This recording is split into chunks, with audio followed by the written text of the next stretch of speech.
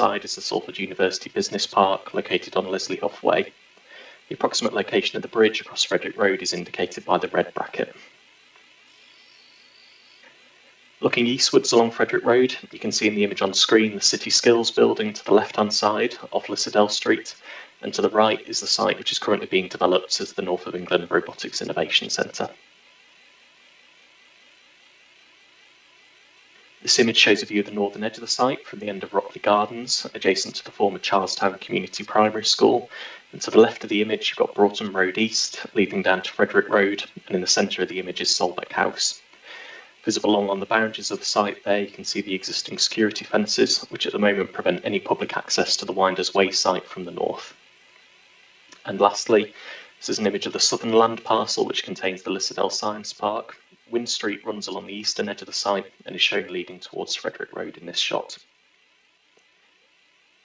So the site sits within the Crescent Master Plan area, which is subject to the development framework formally approved by the Council in January 2021, that seeks to deliver a successful and vibrant new city district across an area extending to around 102 hectares, stretching from Chapel Street in the east across to Charlestown in the west.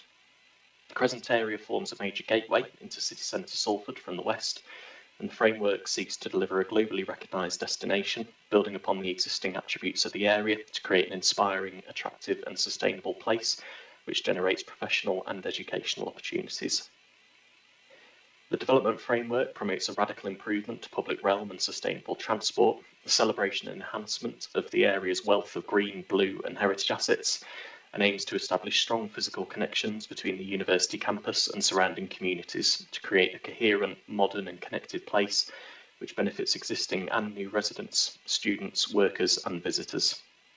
One of the key elements of the overall vision of the framework is the radical enhancement of infrastructure and public realm to improve opportunities for sustainable travel and connectivity throughout the area. Together with improvements to active travel opportunities, the framework sets out the opportunity for a new multimodal transport hub centred around Salford Crescent Station, including potential new Metrolink connections. In addition, the framework seeks to capitalise on existing green spaces within the area and create new infrastructure and public realm full of rich greenery that will encourage walking, cycling and recreation. So the master plan has been divided into 6 zones, which form distinct character areas. The application site sits within Zone 1, known as the Health and Innovation Zone, and the vision set out in the framework is for the creation of a space which facilitates the co-location of research and industry, building on the strategic location of the innovation triangle stretching between the Quays, Salford Royal and the university to provide dedicated space for collaboration and partnerships to be developed.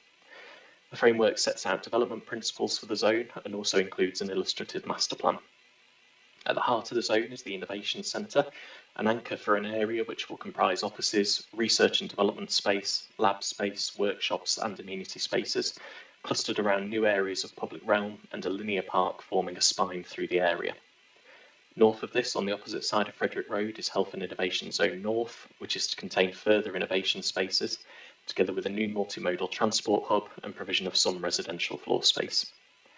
In order to connect these 2 zones and address the barrier which Frederick Road currently presents to north-south pedestrian and cycle movements, the framework proposes the provision of a podium or connector, a major piece of infrastructure above the highway. Priority 5 of the Crescent Development Framework relates to walking and cycle connectivity and proposes that high-quality routes will be developed through and between the framework areas. As I say, in particular, the framework recognises the significant barrier created by Frederick Road to movement from the surrounding residential communities through to the university campus, parks and the Crescent, and also the impact of the division on delivery of the innovation zone. The framework sets out proposals for the delivery of a primary gateway to the master plan area on this northern edge, with the podium across Frederick Road providing an opportunity to incorporate an iconic and innovative landmark. This application therefore seeks full planning permission for the first critical piece of infrastructure within the framework area, the proposed connection across Frederick Road, known as Salford Rise. This takes the form of a 220 metre long landscaped pedestrian and cycle route, which incorporates a 90 metre long garden bridge across Frederick Road. In addition, the landing point of the Rise, on the northern side of Frederick Road, is to be developed as a significant new area of public realm and green infrastructure, known as Salford Steps, which will also function as a destination in its own right and as a potential event space to bring activity and vibrancy to the area. The proposed development necessitates the demolition and clearance of a number of existing previously developed areas of the site. In the north, Solbeck House, most recently occupied on a temporary basis by a faith school, would be demolished, together with 2 vacant blocks on the Salford Innovation Park at Winders Way. Their respective car parks would also be cleared. In the southern land parcel, 2 blocks would be demolished at the Lissadell Science Park, and the proposals include for the use of this site as a temporary construction compound. In the northern land parcel, the existing vehicular access to the Innovation Park and the Innovation Forum, known as Winders Way, would be closed and cleared. 2 replacement access points would be created, one from Broughton Road East into the Innovation Forum car park, and the second from Broughton Road East to Winders Way, to provide access to the 2 retained blocks on the western edge of the site. In the southern land parcel, Wynn Street would be closed to vehicular traffic along its full length in order to provide the new pedestrian and cycle link and the rise up to the bridge deck. Scarsdale Street would therefore lose its current access from Wynn Street and would become a cul-de-sac with vehicular access only from Lissadell Street. An existing set of bollards which act as a modal filter halfway along Strawberry Hill would be removed, as vehicular access to the eastern half from Wynn Street would no longer be available, and Strawberry Hill would thereafter only be accessible by vehicle from Lissadell Street. So turning to the development layout itself, the plan on screen provides an overview of the proposals.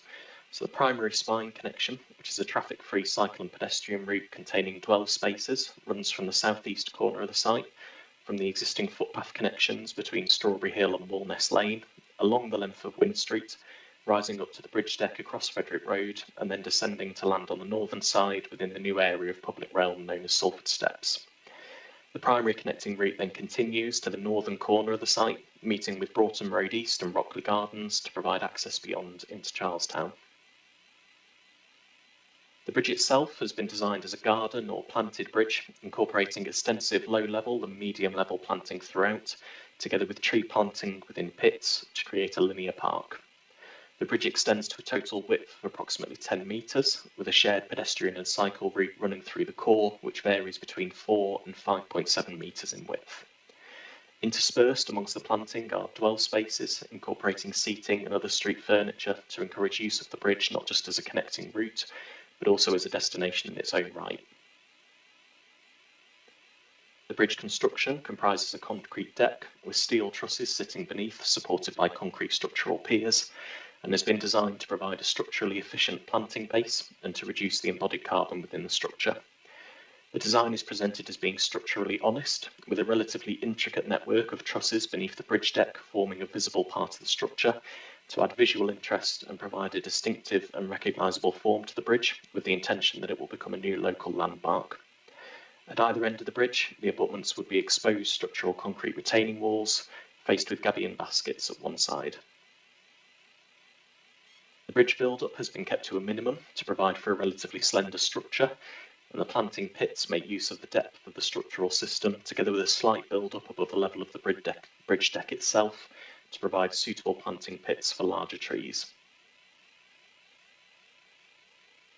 At the northern end of Salford Rise, Salford Steps is proposed as a new landscape public open space of exceptional quality, providing not only a landing area for the rise, but also an arrival space for Innovation Zone North and a new valuable community asset for the local population.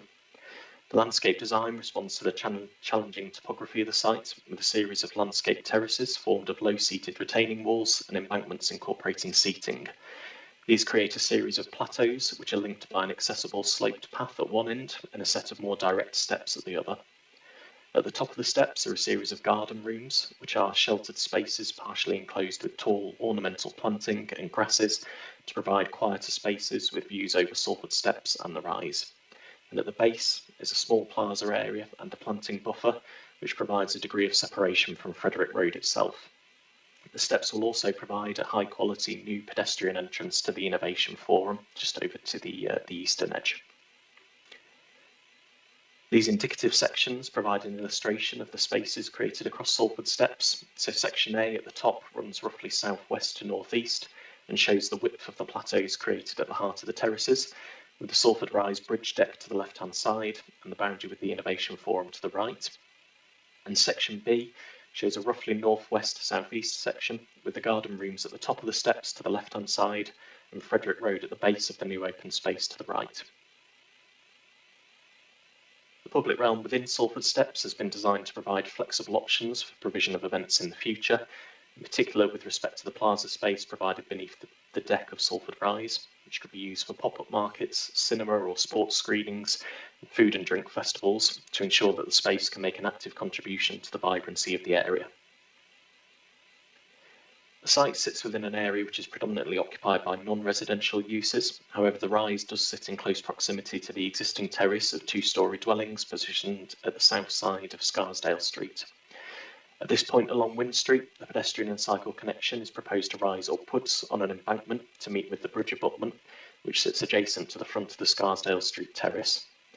There are existing windows in the side elevation of the end property of the terrace, number 18 Scarsdale Street, and in order to protect the privacy of residents, the proposals include for an approximate 7.5 metre offset between the nearest edge of the footpath and cycle route and the provision of a dense area of screen planting approximately 5 metres deep between. Only indicative detail has been presented at this stage, and a condition is recommended requiring agreement of a detailed scheme of screening. The scheme also shares an interface with the North of England Robotics Innovation Centre, which is currently under construction at the former Technology House site. The scheme includes for the provision of a small area of public realm beneath the bridge deck, adjacent to the east elevation of the centre. The application is accompanied by a high-level lighting strategy, which sets out proposals for the development, and includes for uplighting to the underside of the bridge deck using a cooler colour temperature to highlight the systematic and ordered approach of the trusses underneath and ensure that the bridge functions as a wayfinding point and a recognisable landmark during nighttime hours.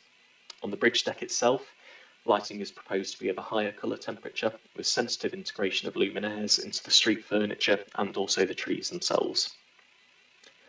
On Salford Steps, the lighting proposals vary across the different levels to provide different character and feel to the spaces. The boldest element is the lighting to the steps themselves, which is proposed to comprise a decorative feature in its own right, and lighting columns will be used throughout to ensure that the connecting routes are well lit and provide a safe environment, with supplementary feature lighting provided in the form of downlighters located within trees and wire-strung festoon lighting provided over the main plaza at the base. It's acknowledged that the proposals at the moment are initial high-level concept, and a condition is recommended requiring agreement of a detailed design for the lighting of the site. I'll just finish with a few illustrative visualisations of the development. So the first shows the view from on the bridge deck of Salford Rise itself, looking towards the new public space at Salford Steps.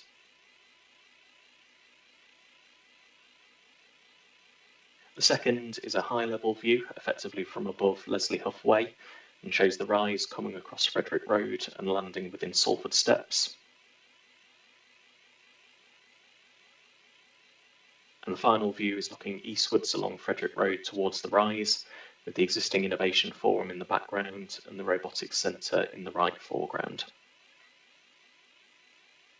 An amendment report has been published which contains updates in respect of two matters.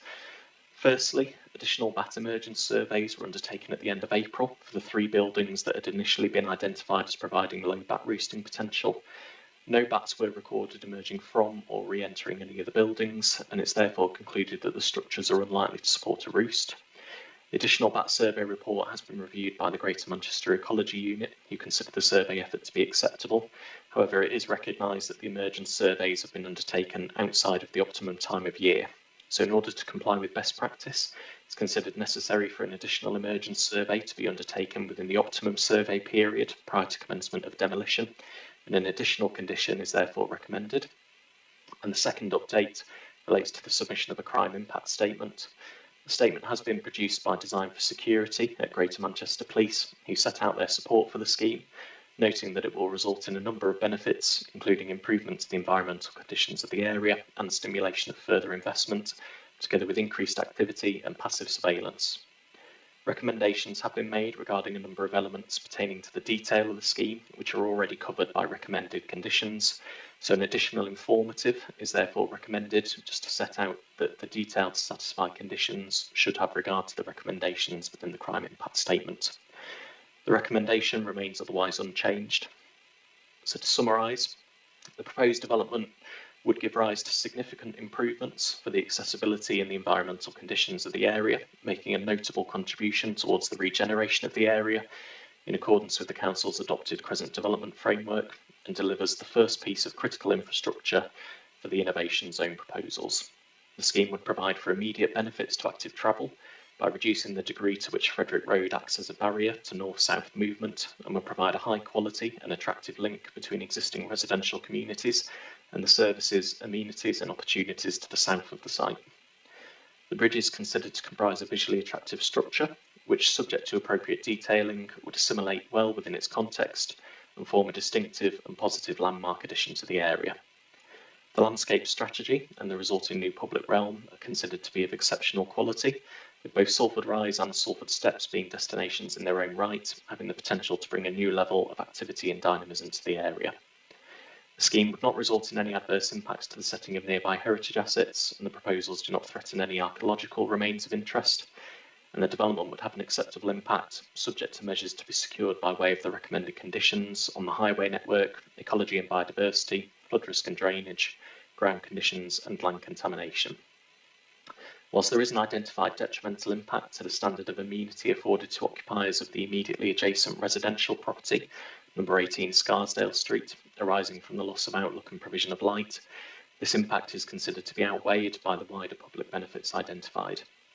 The development complies with the relevant policies of the UDP, the policies of the emerging local plan to which weight can currently be afforded, the Council's relevant supplementary planning documents and guidance, and the National Planning Policy Framework.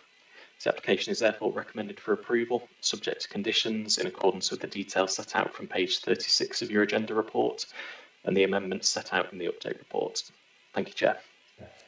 Thank you, Mr. Allen. An excellent report, well, an excellent presentation. Thank you so much. I've got no objectors in the room. No. Okay, I do have the applicant's agent, Mr. Crescent. Mr. Sinton, are you speaking? Oh, fabulous. The two silver buttons do the same job. They turn the microphone on. So, you need 10 minutes, sir? Okay, over to you yourself. Just need to press the silver button. Over to you yourself, Mr. Sinton. Thank you, Chair, and good morning, everyone. My name is Chris Sinton from CBRE, and I'm here to speak in support of the application on behalf of the applicant, the English Cities Fund. Before I touch on the proposal before you today, I just wanted to thank the case officer for his comprehensive report and presentation, which clearly articulates the regeneration context of the scheme and addresses all relevant technical considerations. We appreciate the proactive approach taken and welcome the positive recommendation. The site forms an integral part of a key major regeneration area known as the Crescent. Since early 2020, ECF has been working collaboratively in partnership with the Council and the University of Salford to develop a shared vision for the area. In January 2021, the Council approved the Crescent Development Framework, which articulated clear objectives for the Crescent, identified 6 distinct character areas with their own unique attributes, and established a number of wider development principles. The site itself is situated to the north of the framework area within Zone 1, Health and Innovation. In developing the framework, it was acknowledged that Frederick Road created a major barrier between Salford Innovation Park and surrounding area to the north, and the area to the south, including the University campus, Pill Park and the Crescent. To address this, and to significantly enhance pedestrian connectivity and permeability, the framework contained a key objective to remove this barrier through the early delivery of a key piece of infrastructure in the form of a podium over Frederick Road. In response to this objective, ECF, working closely with partners and experienced project design team, has developed proposals for a new green pedestrian and cycle bridge, together with extensive public realm and landscaping known as Salford Rise. The proposed green bridge will provide a dedicated cycling pedestrian route along the 90-metre-long structure, which is to be constructed with a slender concrete deck containing soil voids for planting, sitting on steel trusses and concrete piers. The northern section of the site, known as Salford Steps, will incorporate a substantial area of new public realm, characterised by a series of distinct landscape spaces and plaza to encourage increased dwell time and to host community events. In developing the proposal, significant consideration has been given to reducing the embodied carbon of the development throughout its life cycle, together with embedding climate-resilient measures, enhancing biodiversity and promoting social value. Salford Rise is the first proposal to come forward since the adoption of the framework, in line with the overall phasing plan, and represents a key element of delivering the ambitious vision for the Crescent. The development will have a catalytic impact, contributing to the transformation of the surrounding area and driving a series of wider local benefits. In recognition of the comprehensive vision and plans for the area and strong partnership working between the Council, ECF and the University, government levelling up funding was secured late last year to drive forward delivery of Salford Rise and regeneration of the area. In summary, the proposed green pedestrian cycle bridge and associated public realm will be of high quality and will create a landmark addition to the local area. It will make a significant contribution to achieving key aspirations as set out in the adopted and emerging development plan and Crescent development framework, including enhancing connectivity and encouraging active travel. Overall, the proposal will generate significant public benefits which will outweigh any potential harm, and as such I respectfully invite members to approve this application in line with the Officer's recommendation. Thank you. Thank you, Mr. Sinton. Thank you so much. There's no one else from the applicants and applicant's agent side? No. Okay. Councillor Walkershire. I think you know how to use the microphone, don't you, Councillor Walkershire?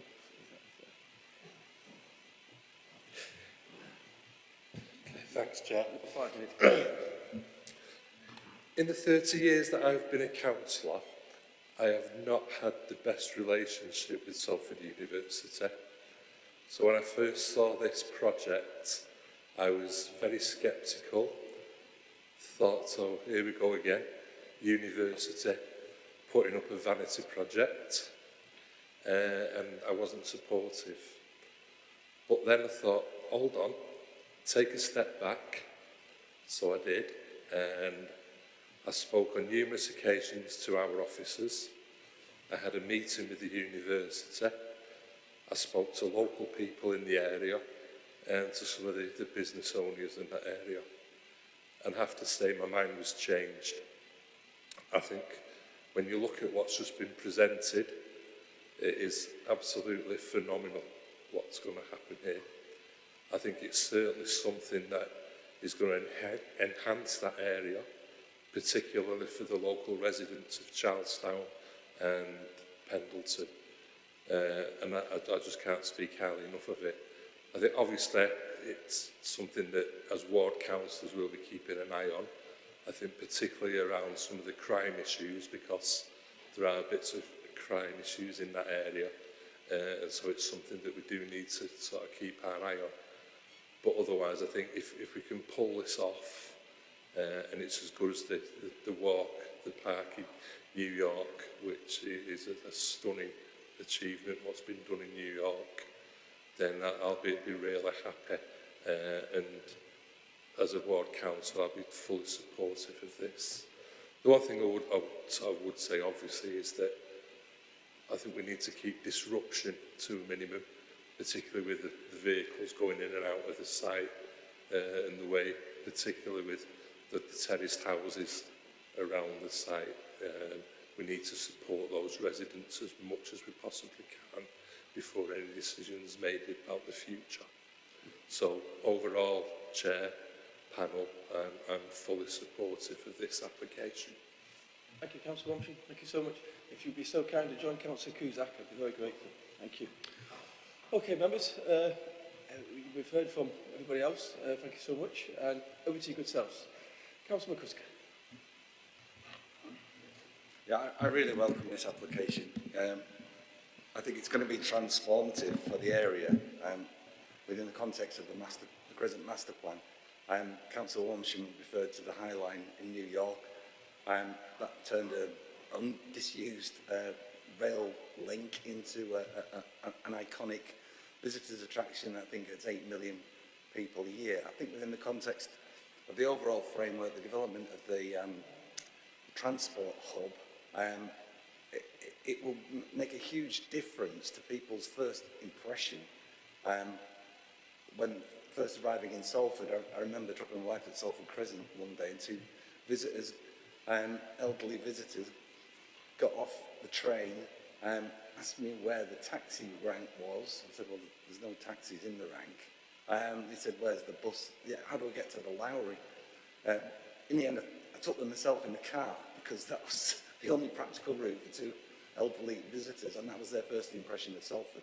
You know, when I look at the master plan and the radical change it's going to bring, you know, that wow factor as people come into that transport hub, and this is going to play a major part. And also in opening up, you know, Frederick Road is a barrier. We all know it's a barrier. Opening up the Innovation Park, opening up to local residents around this area, and bringing a major green infrastructure. I'm very jealous, actually, that Eccles councillor, we can't have the Eccles rise somewhere. But yeah, no, I therefore would like to move this, Chair. Thank you, Councillor McCusker. Councillor Holt. Thanks, Chair. Yeah, you can't have everything. Yeah, I think it's fabulous. But what I would like to do is echo what Councillor Warmsham was saying about, I mean, it used to be my area as me being councillor. I've worked at the Innovation Forum for some years on their board and one thing and another. So, I am all for this.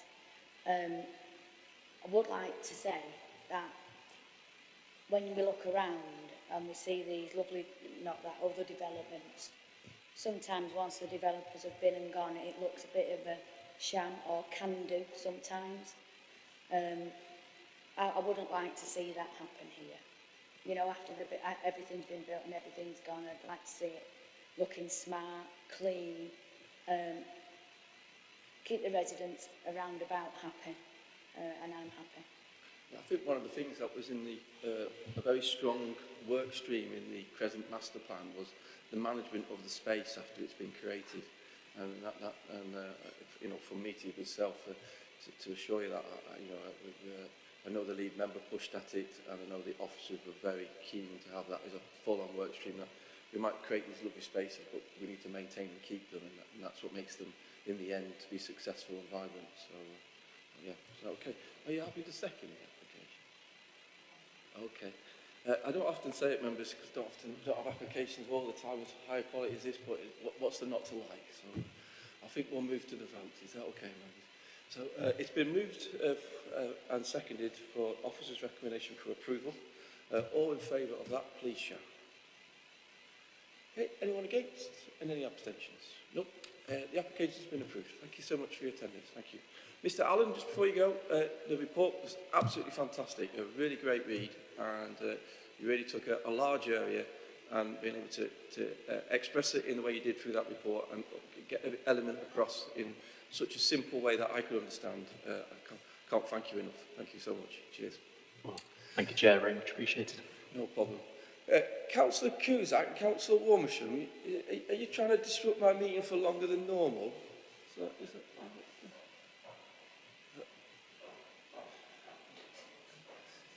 told you, two bad boys, these guys. Yeah. They are two United fans as well, I think. Okay. Okay, Mr. Williams, I believe you're the officer for the next application, and it's item 5B, and it's pages 49 to 78, members, and it's on your amendment sheet, page 1, I believe. And also, you do have the planning balance sheet 5B sent to you from Miss Edwards yesterday evening. Mr. Williams, I do apologise, I didn't give you a chance to reply to me. Are you there? Good morning, Chair. Can you hear me okay? Can hear you loud and clear, Mr. Williams. And I saw, could you go forward a slide and back a slide again, please? Of course. Thank you. That's great, and we can see your red dot as well. Over to you, good stuff. Thank you. Thank you. Firstly, I do have to apologise for my voice. I'll try to be as succinct as possible, but I'm struggling a little bit today. But so this application brought before you today relates to Sterling House at the junction of Seaford Road and Broughton Road East in Salford. Full plan permission is sought for the demolition of the existing buildings and erection of a Part 5, Part 6 storey building comprising 148 student apartments, together with external terraces, new access arrangements, and also a use class E commercial unit at the ground floor level. In terms of the location of the site, as you'll see here, the site is bound by Seaford Road to the east and Broughton Road East to the south, and also lies at the junction with Frederick Road, as you'll see here. The application site also lies adjacent to a locally listed building, locally known as the Lodge, and also, as I've annotated on the plan here, the boundary of the Crescent development framework. To the north of the application site lies the former British Vita works, which, as you will note, is coming forward for residential development. And opposite, facing the application site itself, lies existing student accommodation. We have the tramways, student village on this corner, and then there's also additional accommodation to the north and east. Immediately to the south of the application site, beyond Broughton Road East, lies Salford Innovation Forum and its associated car parking. And to the west here lies a now vacated waste recycling unit, which beyond that is the Albion Academy. Just to provide a clearer aerial view of the application site, as you can see here, it comprises industrial buildings, which are constructed from brick under corrugated roofs. And contextually, you'll understand that you've got the former British Vita site to the north here, and also seen in context with sanctuary students and tramways student area to the east.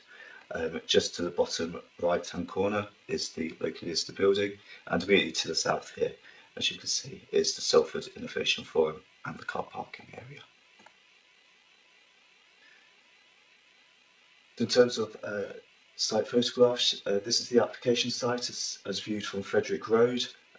You see Seaford Road to the right hand side here with tramway student accommodation, and then also to the left hand side we've got Broughton Road East with the application site extending further up the road itself.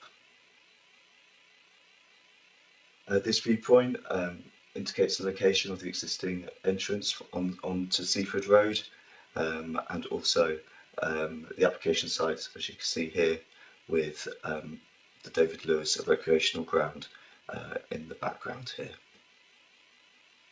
The next slide provides a viewpoint along street scene along Broughton Road East. Again, we have the Salford Innovation Forum to the right hand side.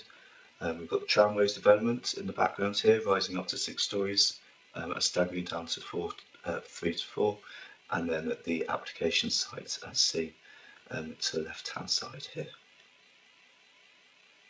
The next slide actually provides a valuable viewpoint as viewed from Broughton Road East, looking towards the junction with Seaford Road and also Frederick Road here.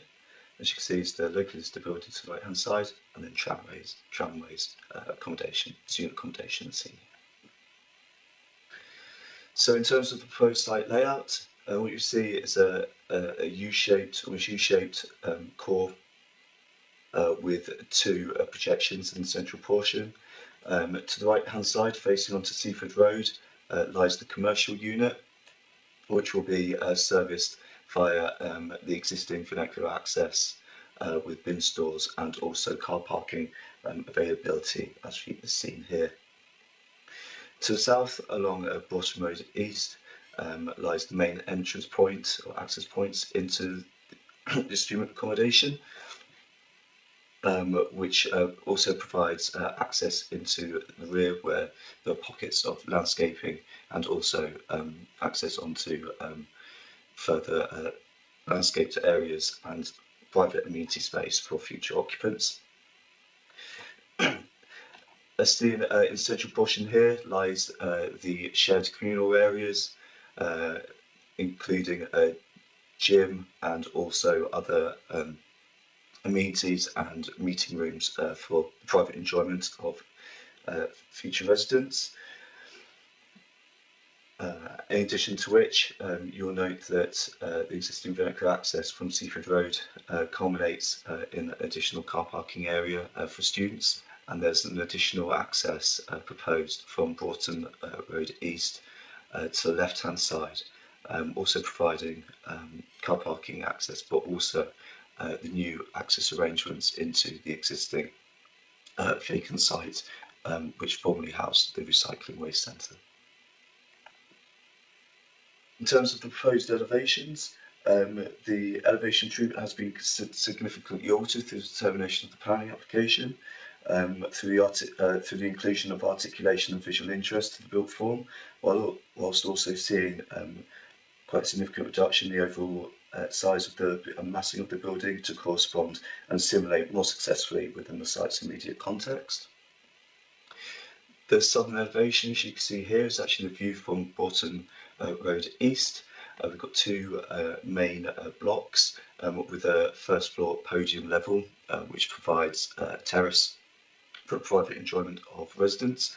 You'll also note at the sixth floor level with the railings, that's also an additional terrace as well. As explained, the elevation treatment has been quite significantly altered during the course of the planning application through alterations to the material palette and also through the provision of further articulation to the built form to create depth and visual interest. The northwest elevation, as you can see to the bottom slide here, this is the viewpoint looking down Broughton Road East towards Frederick Road. As you will see, it's very similar in terms of the material palette and the design that they're seeking to achieve across the development itself, with standardised brick, with also zinc cladding and flashings and curtain walling to the bottom and also around the fenestration itself. The next slide provides the northern elevation as viewed from Seaford Road or as from British Vita site itself. You will note these vertical features side along here. These are going to be zinc fins. Essentially what they achieve is to redirect views away from the former British Vita site to ensure that the developability of that site is not compromised in the future. And the bottom slide, as you can see here, at ground floor level, we have the commercial unit, which will be fully glazed with the student accommodation above. In terms of floor plan, provided the typical floor plan layout here, each of the apartments will be accessed via a lift to provide level access and also stairway access. And there will be a variety of different accommodation and sizes to each flat. Although each flat will be provided with a shared space with all the bedrooms being en suite, and I'll touch upon that on the next following slides. So in terms of living spaces, as I previously stated, there will be a variety of different provisions here. So the scheduled accommodation comprises 71 studio apartments, and then there's also a mixture of 2, 3, 4, 5, 6 and 7 bedroom cluster flats. The flats themselves will be provided with a living area of approximately 25 square metres, and each of the bedrooms themselves would be 15 square metres. In terms of the studio apartments, the sizes are 20 square metres, and each of those, of course, the studio apartments will be provided with an ensuite bedroom, a kitchenette, a desk and a living room area with bed. So the next slide just provides some visualisations that have been submitted alongside the planning application.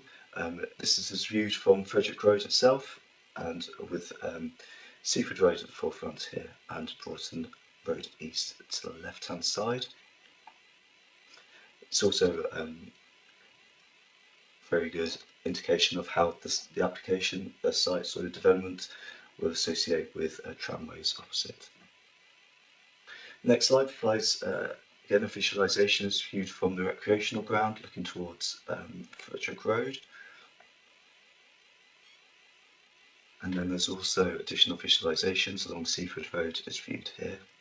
As you can see, the bottom picture real clearly are these fins, whereby have-to-run windows are realigned to face away from the adjacent site. Next visualisation provides context of the site as viewed from Broughton Road East, and also, as you will see, its relationship with Salford Innovation Forum to the east-hand side here, and also the locally listed building at the end here in the background. In terms of landscaping arrangements, a comprehensive landscaping plan has been submitted alongside the planning application, which seeks to provide inclusive amenity areas, private amenity areas for future occupants. This is demonstrated through a ground floor courtyard area, and then we've got the first floor podium, and then also the sixth floor terrace as well, alongside additional and incremental landscaping works in and around the application site itself. So in terms of the application is recommended for approval, such as the attachment of conditions as outlined within page 51 to 78 of the agenda pack, and the accompanying amendment report relating to the slight rewording of condition 12 for the construction environmental management plan. In terms of planning balance, the application site is located within a mixed-use residential area close to the University of Salford. The applicant has demonstrated a need for student accommodation within this area. The site in scale and design is considered commensurate and sympathetic within the surrounding area. The local planning authority has worked proactively with the applicant to ensure the proposed development would not prejudice the deliverability of adjoining sites for redevelopment opportunities. And just to note, there's no representation have been received from adjoining landowners or users, and all statutory consultees are in support of the planning application. Thank you. Thank you, Mr. Williams. Very thorough. Thank you so much. Okay, is there any objectors in the room? No, I don't have any objectors. I do have the applicants or applicants' agents, Mr. Holding. Mr. Holding, are you wishing to speak? No problem. Mr. Holding, the silver buttons both do the same job. They turn the mic on. So. There you go. Thank you, Chair. Do you need 10 minutes, sir? No, sort of 4 or 5 minutes will be fine. Over Thank to you. yourself. My name is Dominic Holding from Lichfield. I'm here to just offer you a brief overview of the proposals on behalf of the applicant. Before I do that, I'd just like to start by thanking officers for the positive recommendation and proactive approach on the application, and thanking the committee for the opportunity to speak today. This application seeks full-time permission for the demolition of the existing buildings on the site and the erection of a Part 5, Part 6 storey student residential building, which comprises 148 cluster flats and associated landscaping. The proposals also include a commercial unit at ground floor, together with a communal space, gym, car and cycle parking. This is a brownfield site in a highly sustainable location within the urban area. The existing employment building does not meet modern requirements and is not attractive to the market. The wider area is currently undergoing regeneration, with residential uses predominating. The site is well related to the university in an area that already includes student accommodation. The principle of development has been accepted by your officers and is considered to be in keeping with the wider regeneration objectives and local and national planning policy. This development is considered to be of a high quality design which will improve the aesthetics of the local area. The building itself has been designed to take advantage of the topography and reduced any perceived scale and massing by staggering the built form. The application was accompanied by technical reports and evidence that demonstrate there are no known constraints which would prevent the site's redevelopment. This technical information has been considered by statutory consultees and your officers and is considered to them to be entirely acceptable. Conditions are proposed to manage matters such as acoustic mitigation, materials, remediation, drainage and landscaping. The building is in flood zone 2, but is on higher land and incorporates a flood void underneath the building.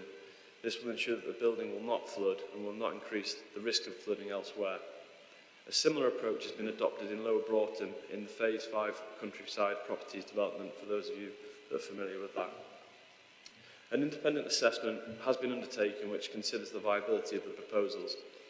This confirms the development cannot sustain any developer contributions. However, a clawback agreement will be secured by the Section 106 agreement, which would allow the Council to collect contributions in the future should the viability of the scheme improve. We consider that the proposals amount to sustainable development and will deliver a high-quality student residential scheme in a suitable and sustainable location. As such, we respectfully request that you support your officer's recommendation and approve this application. Thank you. Thank you, Mr. Holding. Thanks so much. Thank you. Okay, members, nothing more to add from me or from members of the public. Is anyone wishing to speak? Councillor Warmsham? Anyone else? Councillor Warmsham. Okay, thanks, Chair. I think it's very unusual this morning that all three applications are in my ward, so you can imagine that I am going to speak.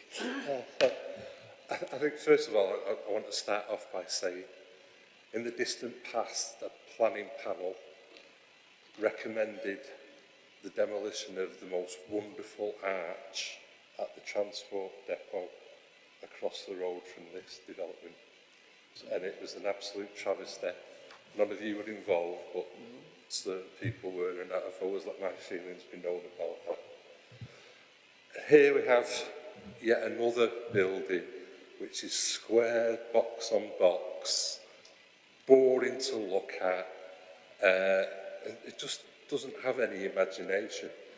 I know it's probably being done because of cost, but I just think, you look at some of the old student accommodation across the conurbation, certainly look at the toast rack in Owens Park, and you look at other bits and bobs.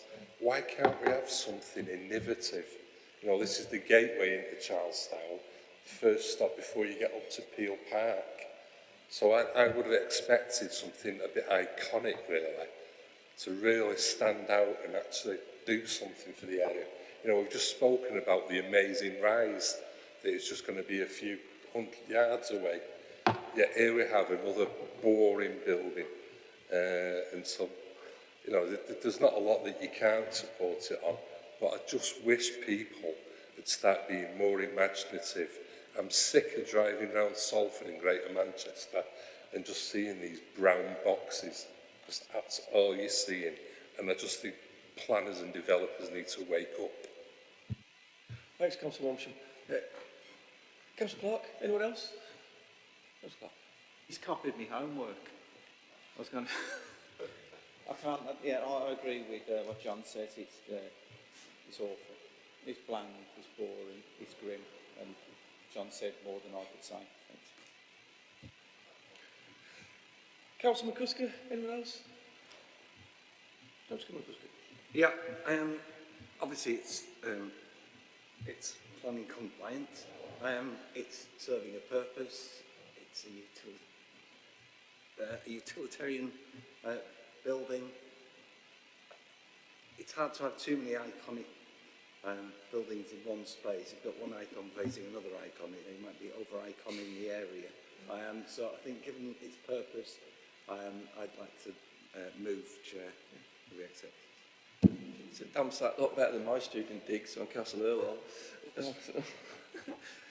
Councillor Hamilton. Yeah, again, I'd echo the blandness. I get fed up with it. That's it. Councillor Cusack. Thanks, Chair. I take on board the points about the design, and I understand absolutely that we would aspire to higher levels of design on major gateways into and out of the city, which arguably this is one of. However, it is what it is. It serves a function, and I'd like to second Councillor McCusker's proposal. Thank you. No problem. Okay. Any other speakers? Okay, it's been moved and seconded for approval. There's no other motions on the table. So, all in favour of the approval, please shout. Any against the approval? And any abstentions? So, Claire, I believe there was 8 votes in the room, and there was 6 for no against, 2 abstentions. Thank you. Sorry, Mr. Evans. Ladies and gentlemen, the application has been approved. Thank you so much for your attendance. Thank you. Okay, members, we're going to move right on to item 5C. Ms. Corcoran, are you out there?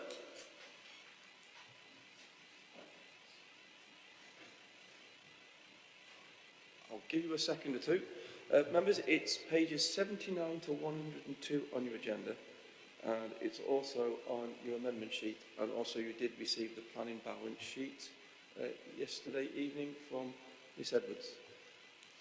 Miss Corcoran, can you hear me?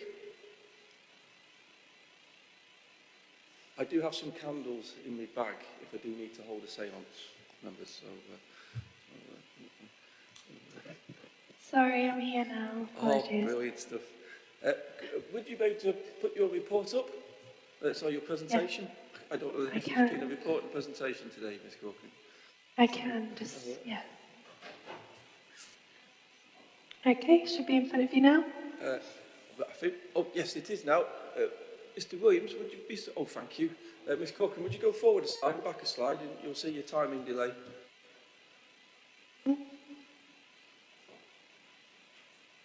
Here we go. It's just changed our end. Is that okay? There we go. Yep. Nice one. You have the floor, Miss Corcoran. Over to yourself. Okay, thank you. Cheers. Well, good morning.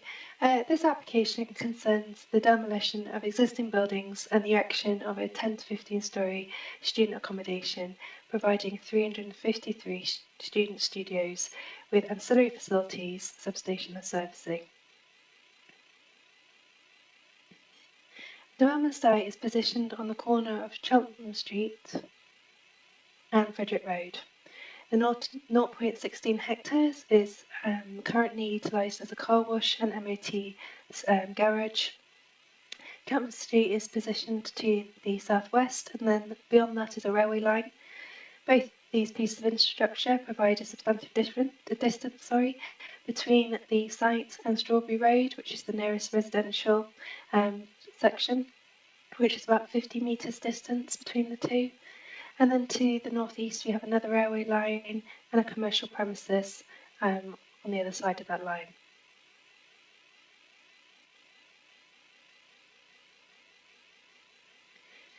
You'll note from the aerial view that there are some trees along the railway embankment that are outside of the red line, so they will be retained. The site is situated near Salford University campus to the south and east, and we have commercial property to the north and west, and again we have the residential property to the south. Within 10 minutes walk is Salford Crescent railway station to the south and Salford Shopping City to the east.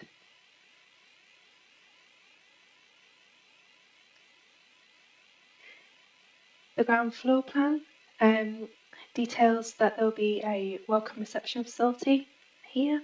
We have an internal amenity space, refuse storage, cycle storage, and a plant. We also have external amenity space in the form of a courtyard. What you will note from this plan is there is no parking facility on this site. Considering the use and the proximity to the university, local transport and shopping facilities, this is felt to be acceptable. However, the applicant is providing a loading bay on Cheltenham Street. The main entrance is situated on Frederick Road near the Cheltenham Street corner. The building will be set back from the existing public highway, the footway. This creates a spacious sense of arrival, providing active frontage and a presence on the corner, creating a focal point for the building, and also diminishes the scale of the building on Frederick Road. The external amenity space is a mix of hard and soft landscaping areas that is partially covered by the building, which will be useful when it rains inevitably. The courtyard has been designed with seating within the soft landscaping areas. Workstations and large informal steps have been provided, and this amounts to an area that provides a good opportunity for social interaction. Soft landscaping areas are proposed in the form of suds. We have planting beds and street trees along the road frontage, planting beds within the courtyard, and wildlife beneficial trees and shrubs along the railway line. This slide provides you with a sense of how the development would work on the ground. In particular, the relationship with Cheltenham Street. You will note this cut through, 3 stories cut through, which helps with providing a sense of space on Cheltenham Street, and also creates more light, entering that amenity space to the rear.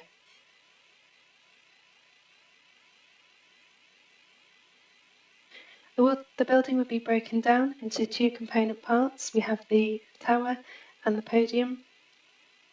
The strong presence on the corner of Frederick Road and Chelmsford Street offers an opportunity for a focal point due to being at the end of a long vista. The local context is such that there is a mix of mid-height buildings and low-rise buildings within the immediate area. The height of the X1 building here provides an opportunity to increase scale towards the end of Frederick Road.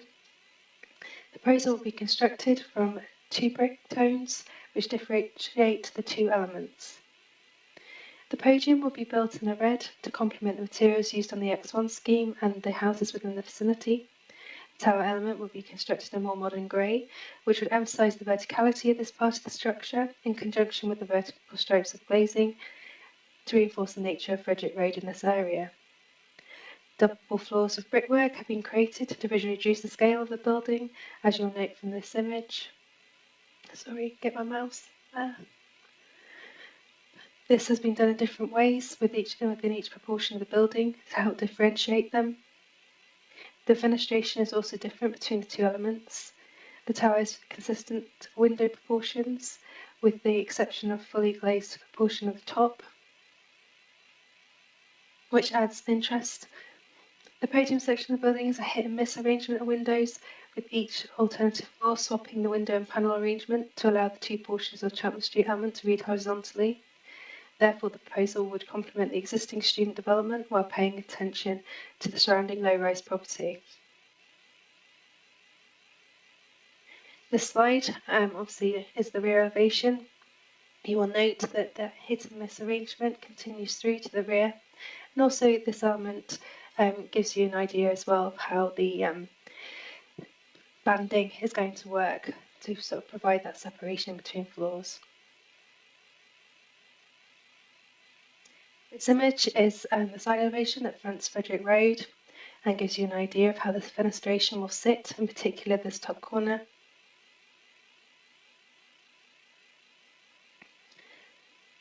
The first and second floors of the development consist of partial floors due to that cut through to the courtyard, and this is your more typical arrangement. Each student unit will have a bedroom space, shower room and kitchenette living area. There are two layouts available, with half being more open plan in nature than the other. There will be two accessible rooms per floor, with the exception of the top floor that will only have one, and all will be closely located near the lift core. These studios are larger than the standard ones and have fully accessible DDA compliant shower rooms, and the corridors also have passing places at regular intervals.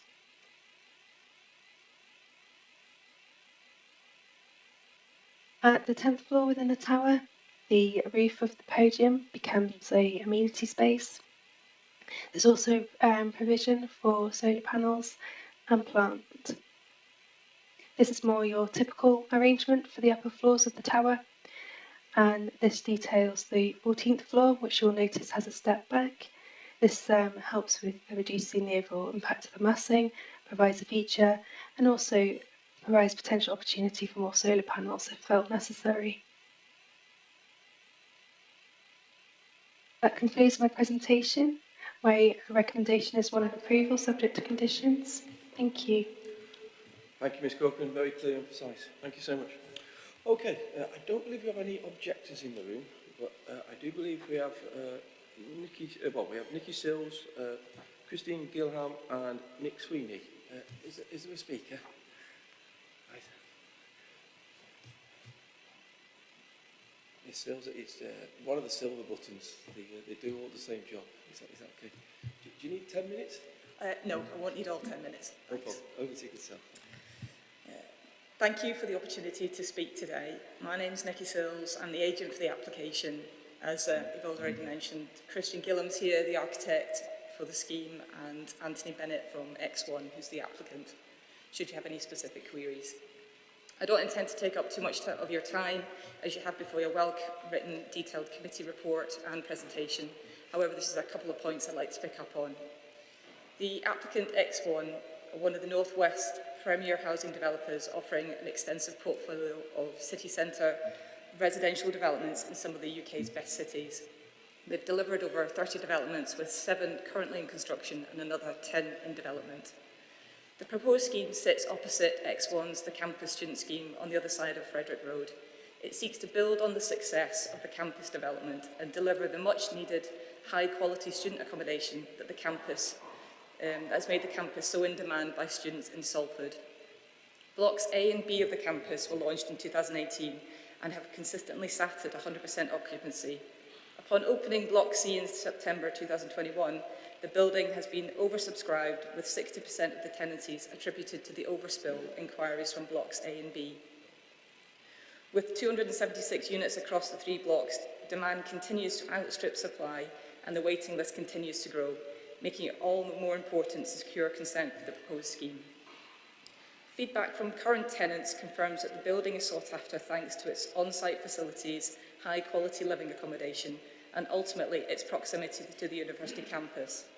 The new development will echo this as it provides all the amenities a student needs to make life easier at university. Residents will have access to laundry facilities, secure bike storage, as well as being just 5 minutes walk from Salford Crescent Station. The new development takes X1's commitment to students a step further than the campus, offering incredible living spaces, a central courtyard and a rooftop garden. The external works around the building will complement the architecture and improve the existing street scene on Frederick Road and Cheltenham Street. To soften the build form, soft landscaped areas are proposed in the form of suds, planting beds and street trees along the road frontages, raised planting beds within the courtyard and wildlife beneficial native trees and shrubs along the railway line boundary. The built form is designed around a central courtyard which provides amenity space. The roof terrace will provide a communal amenity space with high quality paving, breakout spaces and seating. Raised planting beds will provide flowering, textured and scented plants. Biodiversity enhancing measures are an integral part of the landscape design. As referred to in the committee report, a student needs assessment accompanied the application. It confirms the long-term student growth within Salford has remained strong, with yearly acceptances increasing by nearly 43% between 2012 and 2021. The report finds that the University of Salford received over 25,000 applications for places in 2020, and there are 5,353 full-time students living within half-a-mile radius of the Cheltenham Street site, of which 90% are full-time undergrads. There are estimated to be over 4,500 purpose-built student accommodation bed spaces in Salford. This only is sufficient to cater for 25% of the full-time students. There's therefore a remaining 75% who do not have access to purpose-built student accommodation and have to find accommodation within private rented HMOs or living with parents or other family members. The current supply of purpose-built student beds in Salford equates to a ratio of 4 full-time students per bed space. If the pipeline projects are included, this ratio comes down to 1.9 students per bed space. There's clearly still a shortfall. There's a demonstrable need for additional bed spaces in order to provide suitable living accommodation for students. Since the pandemic hit globally, the landscape for student lettings has significantly shifted to a preference for studio accommodation, which has contributed to the tremendous demand X1 are experiencing. The proposed scheme responds to this demand by providing high-quality studio accommodation in a sustainable location. Given the overall policy support for the proposals and the many benefits it will bring, we hope you can support the scheme and approve the application. Thank you. Thank you, Ms Hills. Thank you so much. Thank you. Is no one else from the applicants' agents? No. Okay. Okay. Councillor Clark. And then I've got Councillor Cusack, Councillor Warmsham. Councillor Cusack, Councillor Cusack, Councillor Warmsham. I do apologise. Councillor Clark. Yeah, it's not good, is it? It's yet another blot on the landscape. There's no attempt at all to make this look nice. There's no greenery on it, there's no balconies. The one elevation looks like it belongs on Rikers Island with the thin, narrow windows. We've got to have a better street scene than this. That we're closing off the sky to people, and all they can see is concrete and glass monstrosities. And I've said it before, it drains the life out of me. I just really don't know what we're trying to achieve here. Because in 10 years' time, we'll all stand back and say, who did that? Because it's awful. And I know we need accommodation for students, but really, a modern-day prison block is not what we should be building, and I'm sick to death of it, quite frankly. Thank you, Councillor Clark. I've got Councillor McCusker, I've got Councillor Warmsham. Is anybody else? it's just a query really. Within the report on the ecology section, we obviously recognise there's not much ecology there currently, but the report talks about, you know, with a suitably worded condition, we could increase biodiversity measures and enhancement, and it talks about wildflower areas on the roof terrace, which don't appear in the report other than that. But then when I look at the condition, I'm not sure that that condition captures what the ecology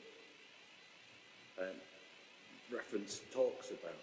I mean, we're not going to turn this into Hanging Gardens of Babylon, but we've seen through projects like the Ignition project that's recently completed how you can increase biodiversity through greening roofs of buildings, which also improve the efficiency of the buildings in terms of use of energy to heat and cool them.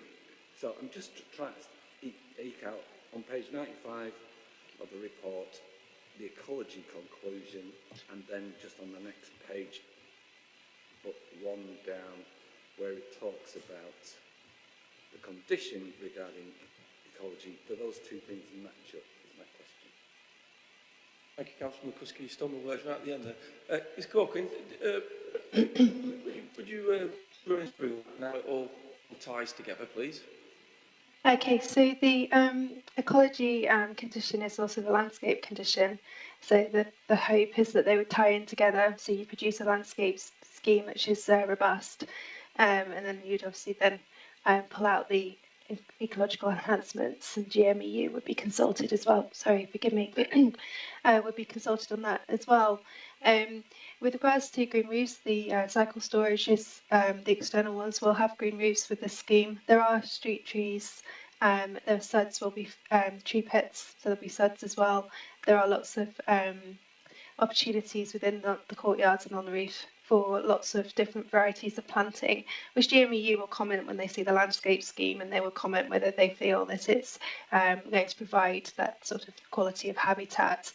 And then obviously on the railway line as well, there will be trees and hedging that are specific for habitat creation as well. So the reason for the ecology side of it to be incorporated in the landscape scheme is because they kind of go hand in hand. When you're considering obviously ecology, you're looking at all the landscape information. But if the council would like me to make it more robust in what that sort of package might be, I can add some wording to the ecology subsection of the landscaping condition. That's not a problem.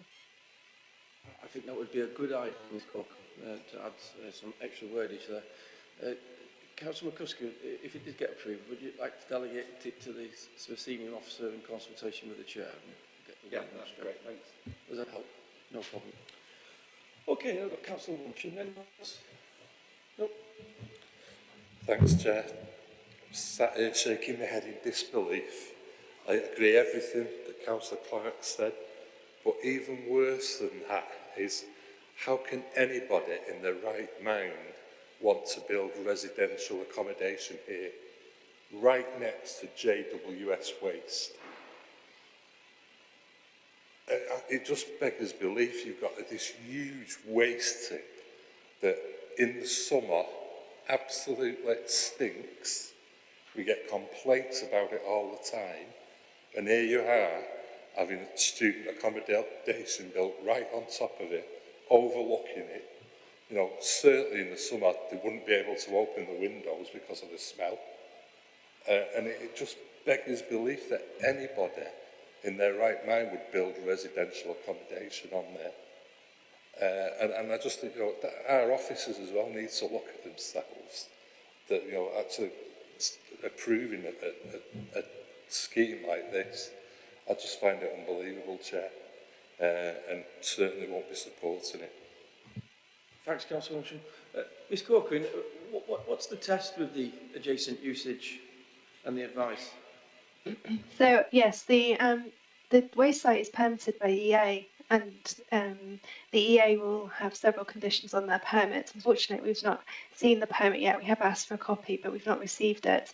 But the conditions, generally speaking, for sites like this, I have worked as a waste planner, so I'm quite familiar with sites like this. Generally speaking, they will have conditions on their permit, and one of those conditions will be that odour should not escape their boundary. Now, obviously, in the summer, that can be quite challenging, particularly if there's a helpful wind in the locality as well. But waste sites which handle what we call smelly stuff, the municipal waste, will have to do it in the building, and there's a huge building on this site. So all the smelly stuff will be contained within the building. Which will help with that. And a lot of the sorting of materials is done towards the end of the building, which usually in this case will be inerts and things like that, which won't smell. The nearest point of this waste site near the application site is the offices. So obviously they're unlikely to smell.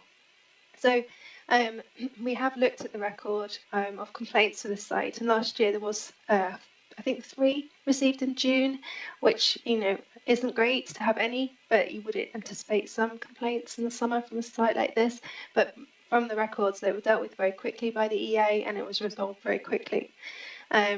Sometimes in the summer months, it can simply be that the trucks need washing more regularly, because obviously when they open the rear of them, all the smell comes out as they're loading into the building. So it can be simply just simple measures like that, or the EA talking to them about their odour management plan, etc. Obviously, we don't want this scheme to suffer, those living, in the scheme to suffer. So we have myself and Phil Mason had a discussion about the site and looked at it quite comprehensively. And generally speaking, you shouldn't double up on regulation. The EA are monitoring the site. They have a permit. They will have certain parameters, like I've said, that they have to work within, they being the operator. So we don't want to double up on regulation, but like I say, equally, we don't want to leave the future occupiers open to harm. So what we have suggested on the amendment sheet is an additional condition concerning an odour impact assessment, and then obviously any implementation of any recommendations coming out of that. Thanks, Ms Corcoran. Councillor Wamsham. Yeah, I can say that people don't complain now because they're fed up with nothing being done and being fobbed off. That's why people aren't complaining anymore, where you only got 3 complaints last year. So, it's serious, this, because I'll tell you now, I won't let my children or grandchildren stay in that accommodation. Could we, just before proceed, just need to understand, Ms Corcoran, as you say, we can't double up on legislation. So, what weight should we be giving to the adjacent usage in this application? It's obviously a very important consideration. Neighbouring uses are important. We have to obviously, we've looked at the railway uses in terms of mitigation with regards to noise, and obviously we've also looked at this waste site in regards to odour. I think with the suitable mitigation, particularly for the summer months, this scheme should be fine with regards to odour. Because we can look at the mitigation in terms of ventilation, not go into those units, so to avoid, on particularly bad days, them having to open the window. But I think proportionately, the odour, in terms of the amount of days per year, will be quite small. I think we need to bear that in mind. Thank you, Ms Corcoran. I'm going to move forward now for now. Councillor Hamilton. Thanks, Chair. Yeah, talking of the smelly stuff and environment issues, and going off tack a little bit, the cross-contamination of waste on the premises. Just for clarification, this is that the management will ensure that there's no smelly stuff coming from this site if it's approved. Yeah, it's monitored by the Environment Agency, as you heard, so if there is any complaints, the Environment Agency will come to site and will, because from what I've gathered from what Ms Corcoran has said, is that the certification for the site to operate with the waste it does, it's all going to stay in-house, and the odours mustn't escape the site, and if it is doing, then the EA needs to take action, and from what I gather from what Ms Corcoran says is that they have been. So that's our professional advice and the opinion from the professional officer. Is that okay? Is anyone else wishing to speak? Councillor Cusack. Yeah, thanks, Chair. I'm not quite clear about the methodology of the odour impact assessment, and I accept condition 18 on the amendment sheet. to say that no above ground construction work should be undertaken until an OIA is submitted. But and when I question the methodology, is the odour impact assessment taken at a single point in time, or is it taken over a period of time? And if so, do we know what that period of time is? Mr. Mason, are you out there? Hello, Chair, can you hear me? Yeah, Mr. Mason, would you please announce who you are and your position, and then I think you heard Councillor Cusack and the debate we're having. Is that correct? Yeah, Chair.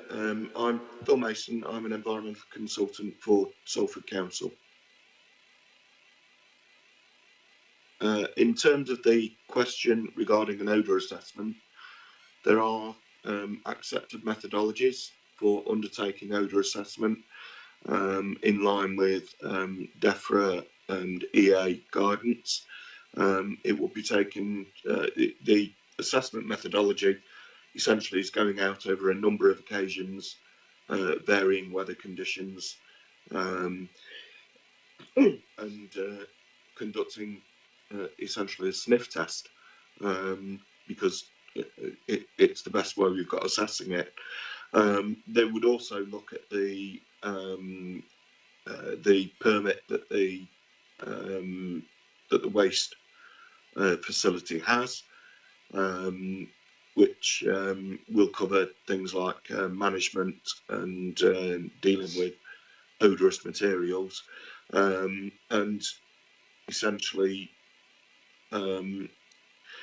any mitigation, if required, as Ms Corcoran said, would look at ventilation of the building, potentially looking at mechanical ventilation, taking clean air from another facade of the building away from the waste site.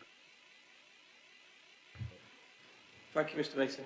Councillor Cusack, when we've had applications in the past near industrial sites, I remember an application being right next to Cemex, and Cemex obviously wanted to protect, because the application next to them to better their future business. I'm sure JWS would be in the same position, that they wouldn't want a site coming right adjacent to them that might render them obsolete on that site. So.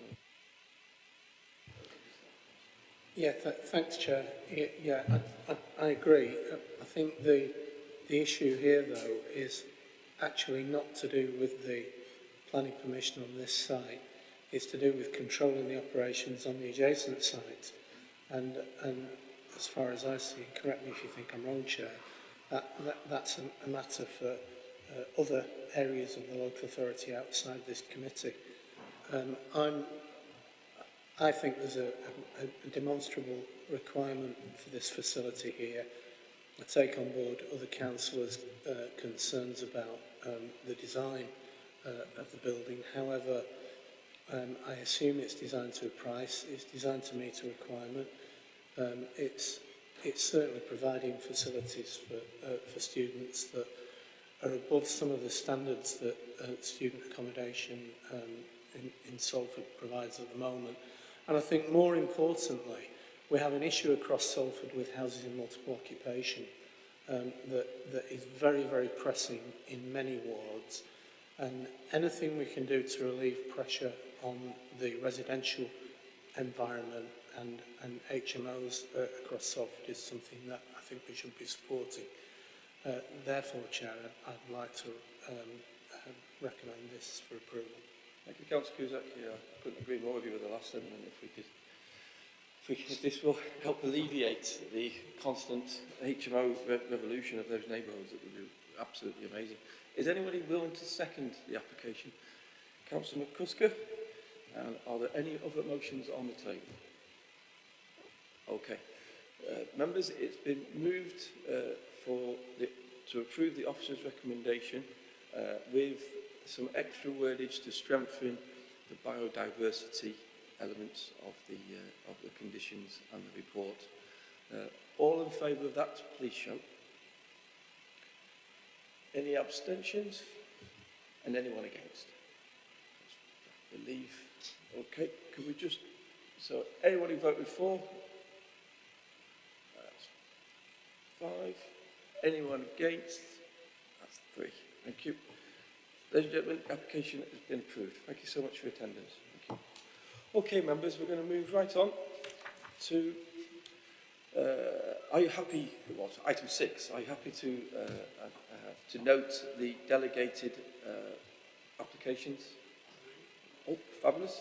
And then planning appeals, item 7, we have received one that we won on an advertisement, and then we have received another 3 new appeals in the system, and I am aware that some of the ward titles are out of date, but that was because when the applications were submitted, so they'll eventually tease themselves out of the submission, but ward members that represent in those different areas will be kept in the loop. Is that okay? And then I don't have any other business, so Mr. Williams, would you be so kind to close the live stream? Anybody still watching, thank you so much